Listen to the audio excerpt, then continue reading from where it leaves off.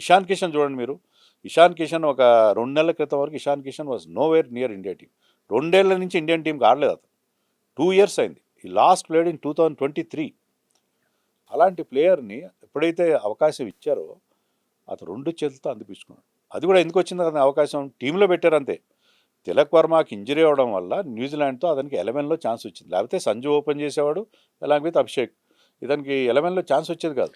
పాకిస్తాన్ తోటి అద్భుతంగా ఆడాడు సార్ వచ్చిన అవకాశాన్ని అతను న్యూజిలాండ్తో బ్రహ్మాండంగా ఉపయోగించుకున్నాడు. సంజు ఫెయిల్ అయ్యేసరికి ఓపెనర్ స్లాట్ కూడా అతను సొంతం చేసుకున్నాడు. వికెట్ కీపింగ్ వరల్డ్ కప్లో కూడా బాగా పెర్ఫామ్ చేస్తాడు. అలాగే మీకు అవకాశం వచ్చినప్పుడు దాన్ని ఉపయోగించుకోవాలి. Sanju never did that. Sanju never. అతనికి ఇచ్చే అవకాశాలు ఇచ్చారు.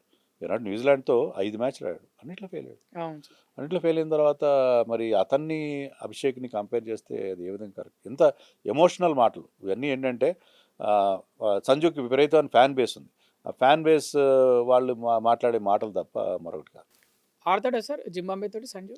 Sanju is a talented player. ఇప్పుడు అతని మీద ప్రెషర్ లేదు, అప్పుడు అతని మీద ప్రెషర్ ఉంది. ఎందుకంటే ఇషాన్ కిషన్ ఉండగా నాకు టీంలో ప్లేస్ వస్తుందా. ఇప్పుడు ఏంటంటే he knows that we'll get only limited opportunity. వచ్చిన ఆపర్చునిటీ అది ఇప్పుడు అతని మీద ప్రెషర్ లేదు కాబట్టి అతను డెఫినెట్గా ఆడతాడు. చెన్నైలో అతని క్రౌడ్ సపోర్ట్గా ఉంటుంది. Because he's going to play for Chennai super kings, కాబోయే చెన్నై ప్లేయర్ కాబట్టి అక్కడ సపోర్ట్ కూడా ఉంటుంది. I think he should bat well.